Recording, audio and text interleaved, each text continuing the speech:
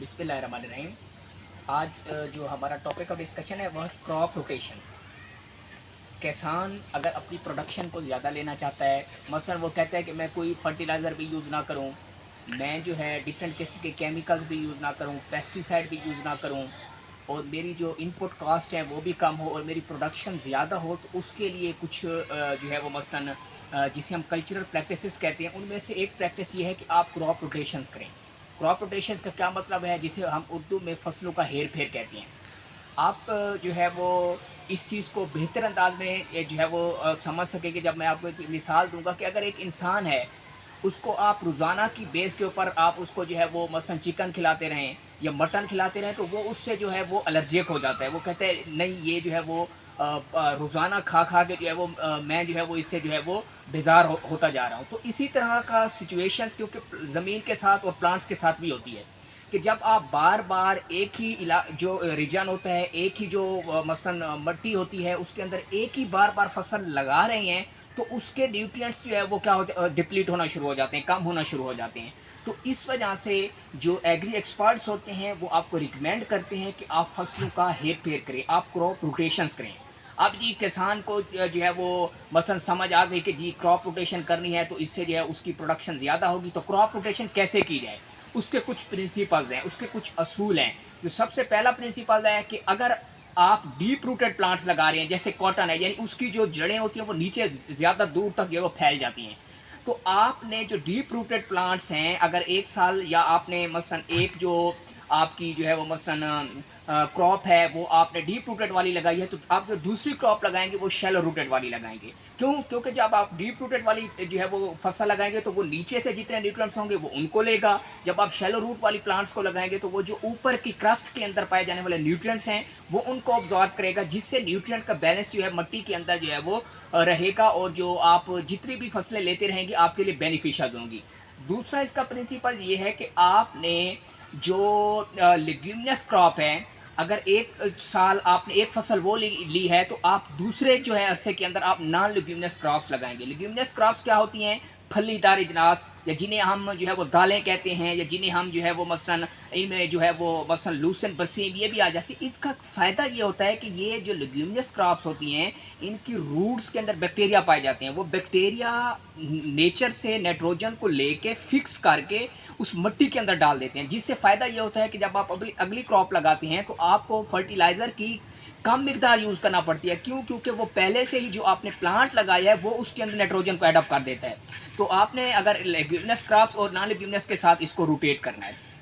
उसके बाद दूसरा जो इसका तीसरा प्रिंसिपल ये है कि अगर आपने कहीं पे ऐसी क्रॉप लगाई है कि जो मसलन जो रिस्टोरेटिव क्रॉप है, तो आपने अगली दफ़ा उस पे क्या लगा सकते हैं? एग्जॉस्टिव क्रॉप लगा सकते हैं। रिस्टोरेटिव क्रॉप्स क्या होती हैं? ये वही क्रॉप्स होती हैं जो आपके मिट्टी के अंदर जो न्यूट्रिएंट्स हैं उनको क्या करती हैं? इन्हांस करती हैं, उनको एडअप करती हैं। जो एग्जॉस्टिव क्रॉप्स होती हैं वो क्या करती हैं? जितने भी न्यूट्रिएंट्स आप उसके अंदर होते हैं वो उनको ले लेती हैं। तो आप अगर इनको रोटेट करवाएंगे तो ये बैलेंस रहेगा। इसके अलावा आप इसका एक प्रिंसिपल ये है कि अगर आपने एक जो है वो मसलन फसल ऐसी लगाई है जिस पे आपको पता है कि यार इस पे तो बहुत ज़्यादा डिजीज़ेज़ आती हैं, बहुत ज़्यादा बीमारियां आती हैं, तो आपने अगली दफ़ा जो फसल लगानी है उसको रोटेट करना है किसी ऐसी फसल के साथ जिस पे कोई भी बीमारियां ना आती हों। तो इससे ये होगा कि वहाँ पे पैथोजन जो है वो, या जो अगर इंसेक्ट पेस्ट है, तो ये सारे खुद ब खुद जो है नेचर के अंदर ही जो है वो नेचुरल प्रोसेस होगा, उनको फूड मिलेगी नहीं, वो खुद ब खुद ही डिस्ट्रॉय हो जाएंगे। तो आपको ज़्यादा जो है मेहनत करने की ज़रूरत नहीं होगी। और दूसरा, अगर आप देखते हैं कि कोई फसल आपने ऐसी लगाई है कि जिसके अंदर जड़ी बूटियाँ ज़्यादा होती हैं, तो आप अगली दफ़ा एक ऐसी फसल का इंतखाब करेंगे जिसके अंदर जड़ी बूटियाँ नहीं होती। इससे ये होगा कि आपकी जो मिट्टी है, आपको पता है कि जब आप जो है वो जिस फसल में जड़ी बूटियाँ हो जाती हैं, ये हम क्यों कहते हैं कि जो जड़ी बूटियाँ नहीं होनी चाहिए? जड़ी बूटियाँ डिफरेंट किस्म की जो है वो फसल के ऊपर अपने इम्पैक्ट या असरात डालती हैं, नेगेटिव इम्पैक्ट। एक तो वो ये होती है कि जो खाना या जो न्यूट्रिएंट्स हम उस जो क्रॉप फसल के लिए दे रहे होते हैं वो खुद खा जाती हैं। और ये क्योंकि जो ज़मीन के जो है वो ये नेटिव या मदर प्लांट्स होते हैं, तो ये ज़मीन भी इनको सपोर्ट करती है, यानी न्यूट्रिएंट अगर हमने उसमें ऐड किए हैं तो वो ज़्यादातर उन्हीं को, वीड्स को ही देंगे। तो इसलिए जो आप वीड्स अगर किसी क्रॉप में ज़्यादा होती हैं तो आपने अगली दफ़ा जो है वो नॉन वीड्स वाली जो है वो फसल को जो है वो चूज़ करना है। एक तो ये कि वो न्यूट्रिएंट्स अपटेक और इस तरह का एक इशू काज करिएगा। दूसरा ये कि जब आप वीड्स लगाएंगे तो उसके अंदर पैथोजन भी बाज़ औक़ात हाइबरनेट होता है, यानी कि पैथोजन जो होता है वो उस जड़ी बूटी में रह जाता है, फिर जो फसल जो होती है उसके ऊपर अटैक उसका ईज़ी हो जाता है। तो इसलिए वो वीड्स और नॉन वीड्स से आप जो है वो इनको क्या करें, रिप्लेस करें।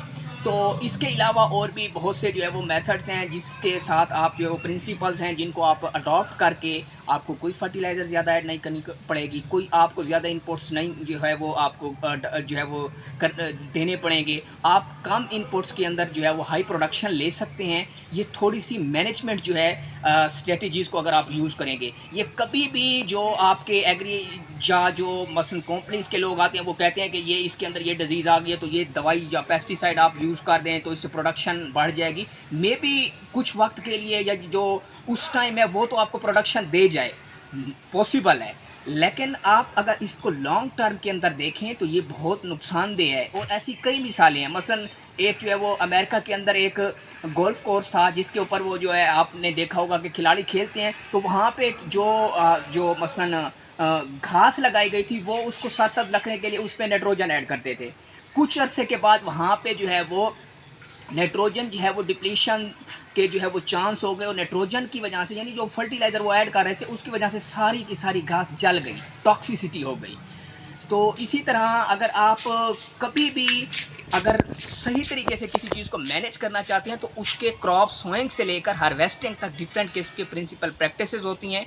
आप उनको जो है वो अडॉप्ट करें और उनसे जो है वो फ़ायदा आपको ज़्यादा मिलेगा एज़ कम्पेयर टू कि आप सिर्फ जब कोई चीज़ आपकी फसल के अंदर आए तो आप उसको इस्तेमाल करें। इसी के साथ आज मुझे इजाज़त दीजिए। अल्लाह हाफ़िज़।